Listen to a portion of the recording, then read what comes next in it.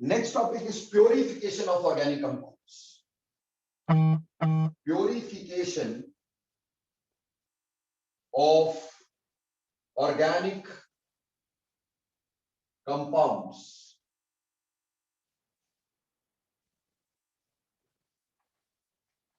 Purification of organic compounds. अब हम organic compound की प्यूरिफिकेशन की बात करेंगे। जब ऑर्गेनिक कंपाउंड लेबोरेटरी में बनाए जाते हैं बेटा, उसके बाद उसको प्यूरिफाई किया जाता है, तो कुछ मेथड्स यूज किए जाते हैं based on the principle. There are 9 to 10 methods which are used in that. ठीक, तो हम वो सारे मेथड्स को बारी बारी पढ़ लेते हैं। तो बेटा सबसे पहला मेथड हमारे पास जो यूज होता है, the first method which we use is that is filtration. सबसे पुराने तरह का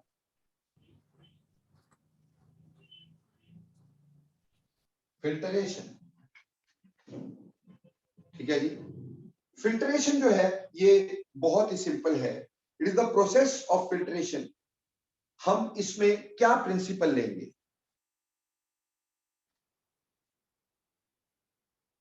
बेटा first thing is filtration. Filtration का जो प्रिंसिपल है इट इज वेरी सिंपल। इसका प्रिंसिपल है difference in solubilities. Difference in solubility in a solvent। किसी सॉल्वेंट में सॉल्युबिलिटी का डिफरेंस होना, कोई चीज डिसॉल्व हो जाएगी, कोई चीज डिसॉल्व नहीं, उसमें फिल्ट्रेशन करते हैं। जैसे देखो बेटा, हम एक एग्जांपल लेते हैं। से मेरे पास एक है naphthalene, one is naphthalene, naphthalene, और दूसरा है यूरिया। नेप्थलीन एंड यूरिया, ये दोनों को हम यूज करना चाह रहे हैं, नेप्थलीन को और यूरिया को। अब नेप्थलीन जो होता है, इन दोनों को सेपरेट करना। नेप्थलीन होता है ये दो बेंजीन रिंग आपस में इस तरह से जुड़े हुए रहते हैं, वो नेप्थलीन होता है, दिस इज नेप्थलीन। और यूरिया जो होता है वो होता है NH2 C double bond O NH2। ठीक, ये यूरिया होता है। बेटा यूरिया का जो हाइड्रोजन है, it can form hydrogen bond. Urea can form hydrogen bond with water, can form hydrogen bonds with water, therefore it is soluble in water, it is soluble in water। ये water में soluble है। जबकि हमें पता है कि naphthalene जो है वो तो हाइड्रोजन बॉन्ड नहीं बना सकती, तो it is not soluble in water, not soluble in water। ये वाटर में soluble नहीं है। अगर ये वाटर में soluble नहीं है, हमने क्या किया, दोनों चीजों का मिक्सचर था हमारे पास, हमने वाटर में डाला। वाटर में यूरिया डिसॉल्व हो गया, नेप्थलीन डिसॉल्व नहीं हुई। ठीक, हमने एक फनल लिया। ठीक है जी। इस फनल को बेटे हमने एक स्टैंड के साथ लगा दिया।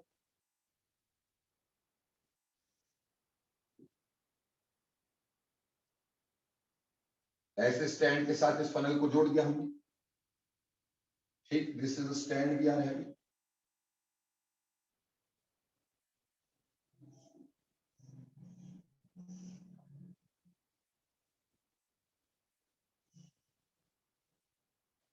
ठीक है जी। अब इसमें हम एक फिल्टर पेपर डालेंगे। कैसे डालेंगे? कई सारे तरीके होते हैं फिल्टर कोन बना, फिल्ट्रेशन कोन बनाने के कई सारे तरीके होते हैं। एक सिंपलेस्ट तरीका होता है, हमने ये पेज लिया, जैसे मान लो ये फिल्टर पेपर है। इस फिल्टर पेपर को बेटे मैंने ऐसे करके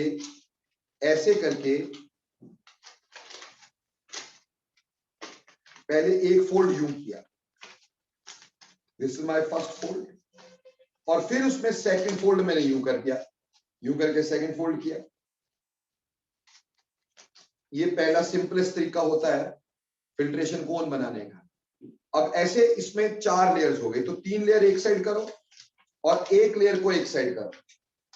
3 लेयर्स को एक साइड रखो, एक लेयर को एक साइड रखो, इस तरह का कोन तैयार हो जाएगा। देख रहे हो, 3 लेयर एक साइड और 1 लेयर एक साइड, तो इस तरह का कोन तैयार हो जाएगा। ये फिल्ट्रेशन कोन ऐसे बना सकते हैं, या फिर वो प्लेट्स बना के फिल्ट्रेशन कोन बना सकते हैं, और हमने इसके अंदर वो फिल्ट्रेशन कोन को फिट कर दिया। ठीक है जी। और जो इसका मिक्सचर था वाटर में डिसॉल्व किया, इस दोनों को हमने वाटर में डिसॉल्व किया and put it into this with the help of a glass rod. एक ग्लास रॉड की मदद से डालेंगे हम स्लोली स्लोली, नहीं तो फिल्टर पेपर फट सकता है भाई। ठीक, तो जैसे ये यहां से लिक्विड आया, जो तो वाटर सॉल्युबल कंपोनेंट था वो तो यहां से नीचे निकल गया, यानी यूरिया नीचे निकल आया, और यहां पे जो इनसॉल्युबल था यानी कि नेफ्थलीन वो ऊपर इकट्ठा हो गया। जो ऊपर इकट्ठा हुआ उसको बोला residue, residue, and definitely in this case residue is naphthalene, जो कि वाटर में डिसॉल्व नहीं हुआ था। और इसको हमने नीचे फिल्टर में, इसको हमने एक वेसल में इकट्ठा कर लिया बच्चे। ठीक है जी, वेसल में इकट्ठा कर लिया, और हमने यहां पर इसके अंदर ये जो बना ये कहलाता है फिल्टरेट, ये कहलाता है फिल्टरेट, इसको फिल्टरेट बोलेंगे। और जो फिल्टरेट है इसमें हमारे पास यूरिया एंड वाटर है। ऐसे नेफ्थलीन और यूरिया को हमने सेपरेट आउट कर दिया। So this was simple thing, that is filtration. Are you clear? Principle समझ में आ जाता है, that is difference in solubility in a solvent. पर बेटे कई बार क्या होता है कि जो पार्टिकल्स होते हैं उनके मॉलिक्यूल्स आर टू स्मॉल, तो some time we have to use ultra filtration. Ultra filtration, जैसे कोई कोलाइडल सॉल्यूशन बन जाता है तो उसको सेपरेट आउट करना है, तो अल्ट्रा फिल्ट्रेशन का यूज होता है। ठीक, अल्ट्रा फिल्ट्रेशन में हम एक अल्ट्रा फिल्टर पेपर का यूज करते हैं, अल्ट्रा फिल्टर पेपर का यूज करते हैं, तो यही फिनोमिना, बस अल्ट्रा फिल्टर पेपर जिसको वॉटसन फिल्टर पेपर कह देते हैं उसको यूज कर लेते हैं। अगर वो नहीं तो यहां पे यूज की जाती है पार्चमेंट मेम्ब्रेन्स, पार्चमेंट मेम्ब्रेन्स। अब जो पार्चमेंट मेम्ब्रेन है, पार्चमेंट मेम्ब्रेन जो है बेटा, ये बनाई जाती है बाय गोट ब्लैडर, गोट ब्लैडर से, और यहां बनाई जाती है काउस ब्लैडर, काउस ब्लैडर। ठीक, पर प्यारे बच्चों क्या होता है कि जो नेचुरल ये सेमी परमिएबल मेम्ब्रेन्स कहलाती है। ये क्या कहलाती है? Parchment membrane semi permeable membranes, semi permeable membranes. No, semi permeable membrane का मतलब होता है कि which allows the passage of solvent only, जो सिर्फ सॉल्वेंट को पास करवाती है, सॉल्यूट को पास ऑन नहीं करवाती, उनको हम सेमी परमिएबल मेम्ब्रेन का नाम देते हैं, पार्चमेंट मेम्ब्रेन। लेकिन जो नेचुरल पार्चमेंट मेम्ब्रेन होती है ना बेटा, वो इतनी अच्छी नहीं होती।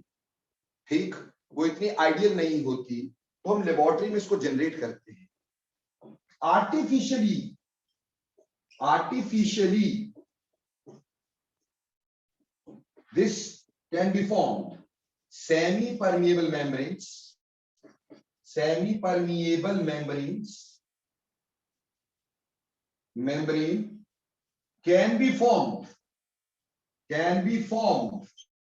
by gelatinous precipitate of copper ferrocyanide, by gelatinous precipitate of copper ferrocyanide, copper ferrocyanide। ठीक है जी, copper ferrocyanide, that is Cu2Fe Cn का होल 6, कॉपर फेरोसाइनाइड। या फिर और कैल्शियम फॉस्फेट। कैल्शियम फॉस्फेट बेटा ये क्वेश्चन ऑलरेडी पीएमटी पे पूछा गया कि आर्टिफिशियल सेमी परमिएबल मेम्ब्रेन किससे बनाई जाती है, आपने कहना gelatinous precipitate of copper ferrocyanide, और या फिर कैल्शियम फॉस्फेट से।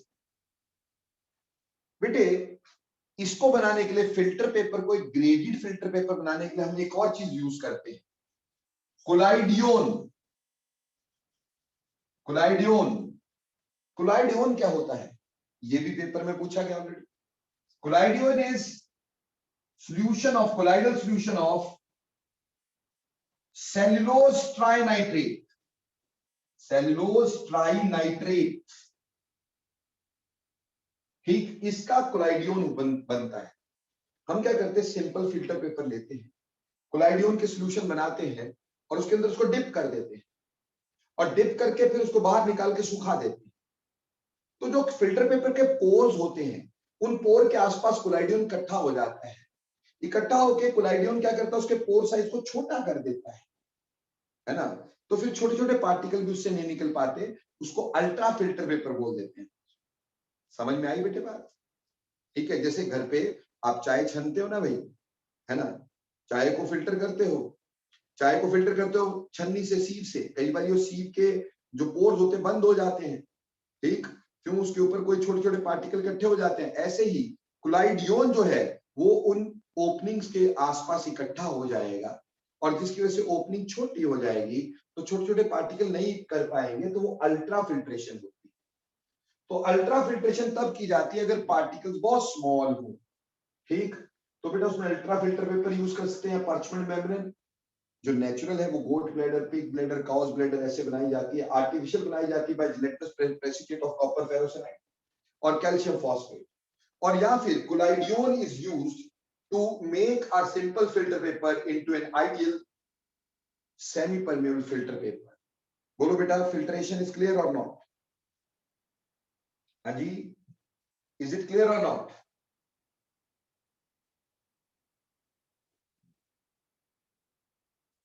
ठीक है जी। अब देखो बेटे अगली बात करते हैं हम लोग। अगली बात हम करेंगे क्रिस्टलाइजेशन एंड रिक्रिस्टलाइजेशन, यानी इसको रिक्रिस्टलाइजेशन भी बोलते हैं या क्रिस्टलाइजेशन भी बोलते हैं बेटा, ठीक। तो इसमें एक और भी काम हो सकता है। मान लो आप इस फिल्ट्रेशन को क्विक करना चाहते हो, आप इस फिल्ट्रेशन को बहुत फास्ट करना चाहते हो, तो आप एक काम करो, ये वेसल बंद ले लो,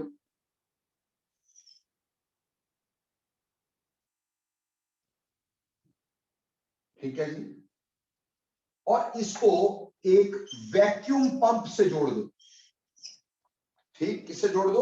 वैक्यूम पंप, सक्शन पंप से जोड़ दो। This is suction pump. Suction pump क्या करेगा, ये यहां से फटाफट से इस साइड को खींचेगा, प्रेशर यहां पे कम होगा, प्रेशर कम होगा तो जल्दी अंदर को पुल मिलेगा, उससे फास्ट हो जाएगी। तो तब हम इसको बोल देते हैं फिल्ट्रेशन को, filtration under reduced pressure. Filtration under reduced pressure, just to quicken this reduced pressure. उसमें हमने सिर्फ क्या किया, एक सक्शन पंप लगा दिया बच्चे, ताकि वो यहां से एयर को सक कर ले, और जिससे यहां पे थोड़ा वैक्यूम सा बनने लगे, तो यहां पे थोड़ा पुल मिले, सक्शन मिले, ताकि जल्दी जल्दी जल्दी जल्दी ये नीचे आए। गॉट इट और not? So this was filtration. बहुत ही सिंपल था हमारे पास, बहुत बचपन से यही काम कर रहे हैं फिल्ट्रेशन, ठीक। ऐसे ही एक और छोटा सा मेथड डिस्कस करते हैं बेटा, प्यूरिफिकेशन का एक और मेथड डिस्कस करते हैं।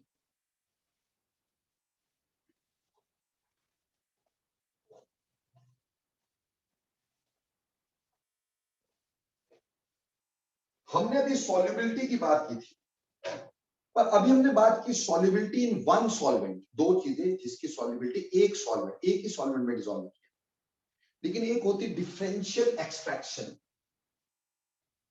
Differential extraction, differential extraction. देखो बेटा, डिफरेंशियल एक्सट्रैक्शन में हम क्या किया करते हैं, इसका प्रिंसिपल क्या होता है ध्यान दीजिएगा। प्रिंसिपल इसमें होता है डिफरेंस इन सॉल्युबिलिटी, डेफिनेटली, ठीक, डिफरेंस इन सॉल्युबिलिटी,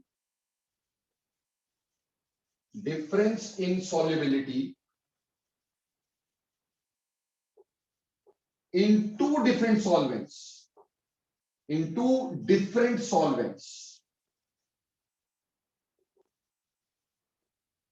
दो डिफरेंट सॉल्वेंट लेंगे और उसमें सॉल्युबिलिटी का फर्क होगा बेटा, difference in solubility in two different solvent. जैसे कि केमिस्ट्री का एक लॉ है, like dissolves like, like dissolves like, यानी पोलर जो होता है वो पोलर में डिसॉल्व होता है, नॉन पोलर जो होता है वो नॉन पोलर में डिसॉल्व होता है।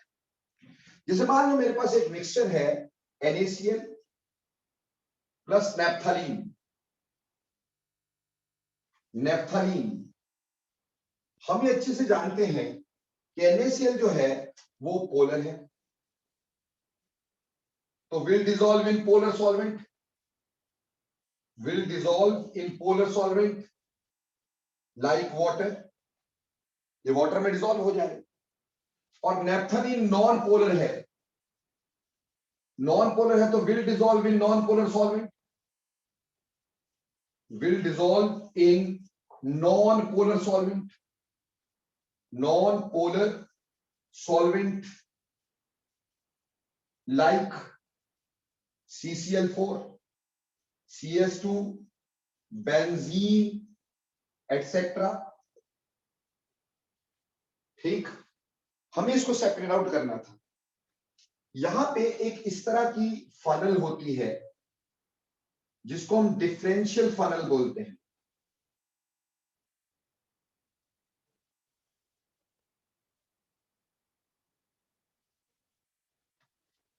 ये इसका ड्रॉपर है बेटे, दिस इज ड्रॉपर।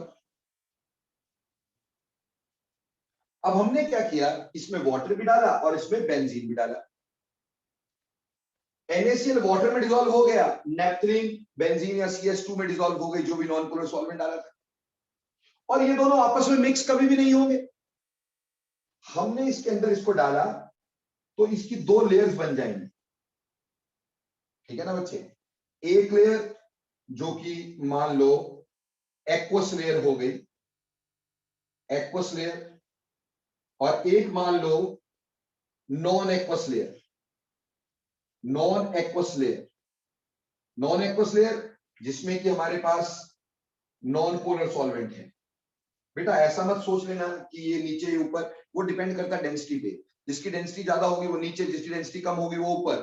ठीक, अब बड़ी आराम से ड्रॉपर की मदद से इसको आप ड्रिप करेंगे नीचे एक वेसल में।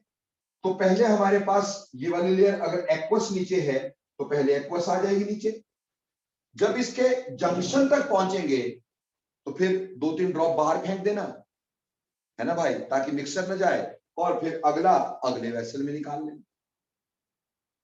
तो इसमें दो डिफरेंट सॉल्वेंट्स में बेटे हमारे पास क्या था, चीजों को मिक्स किया, एक चीज एक में डिसॉल्व हुई, दूसरी चीज दूसरे में डिसॉल्व हुई, और वो आपस में डिसॉल्व हुई नहीं, तो दो अलग अलग लेयर्स बन गई, तो इसको बोला differential extraction. So this is based on difference in polarities also. This is based on difference in polarities. हम ये भी बोल सकते हैं कि इसका प्रिंसिपल डिफरेंस इन सॉल्युबिलिटी, या फिर बोल सकते हैं डिफरेंस इन पोलैरिटी है, डिफरेंस इन पोलैरिटी। अगर पोलैरिटी का डिफरेंस होगा तभी तो ऐसे डिसॉल्व होगा ना भाई, क्लियर। तो डिफरेंशियल एक्सट्रैक्शन होगी बेटे। आज यही दो मेथड करवा पाए, ठीक। नेक्स्ट क्लास में मिलते हैं आपको, एक तो इसको फिनिश करके नेक्स्ट टर्म को शुरू कर देंगे, ठीक। इस प्यूरिफिकेशन के अगले पार्ट को अगले लेक्चर में, ठीक, और फिर नेक्स्ट टर्म शुरू कर देंगे, ठीक। Thanks a lot.